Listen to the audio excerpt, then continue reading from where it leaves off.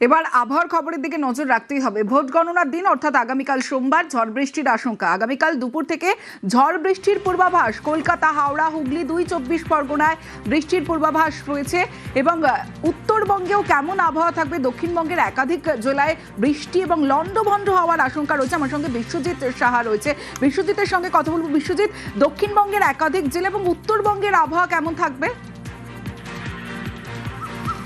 একদমই, রাজ্য জুড়েই ভারী বৃষ্টি, কালবৈশাখী, শিলাবৃষ্টি এবং দমকা ঝোড়ো তীব্র হাওয়া, যাতে লন্ডভন্ড হয়ে যেতে পারে বেশ কিছুক্ষণের জন্য। এই রকম পরিস্থিতি তৈরি হতে পারে, এমনটাই পূর্বাভাস দিচ্ছে আলিপুর আবহাওয়া দপ্তর। উত্তরবঙ্গ দিয়ে আসি। উত্তরবঙ্গের জলপাইগুড়ি, আলিপুরদুয়ার এই দুই জেলায় ভারী বৃষ্টি যেমন থাকবে, তবে সবথেকে বেশি ঝড়ে লন্ডভন্ড হওয়ার সম্ভাবনা বেশি মালদা জেলাতে।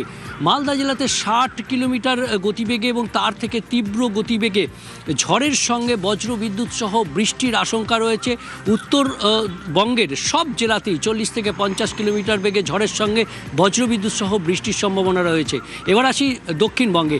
দক্ষিণবঙ্গের কলকাতাতেও ঝড় বৃষ্টির সম্ভাবনা, কালবৈশাখীর সম্ভাবনা রয়েছে। 50 থেকে 60 কিলোমিটার তীব্র গতিতে ঝোড়ো হাওয়ার সঙ্গে বজ্রবিদ্যুৎ সহ বৃষ্টির সম্ভাবনা, মাঝারি মানের বৃষ্টির সম্ভাবনা রয়েছে কলকাতা শহরে, এমনটাই পূর্বাভাস আলিপুর আবহাওয়া দপ্তরের। তবে ভারী বৃষ্টির সম্ভাবনা দক্ষিণবঙ্গেও রয়েছে। ভারী বৃষ্টি 3 জেলাতে হতে পারে। ভারী বৃষ্টি পূর্ব বর্ধমান এবং উত্তর 24 পরগনা এবং হুগলি, এই 3 জেলাতে ভারী বৃষ্টি হতে পারে এবং দক্ষিণবঙ্গের সব জেলাতেই 50 থেকে 60 কিলোমিটার তীব্র ঝড়ের সঙ্গে ঝোড়ো হাওয়ার পূর্বাভাস রয়েছে।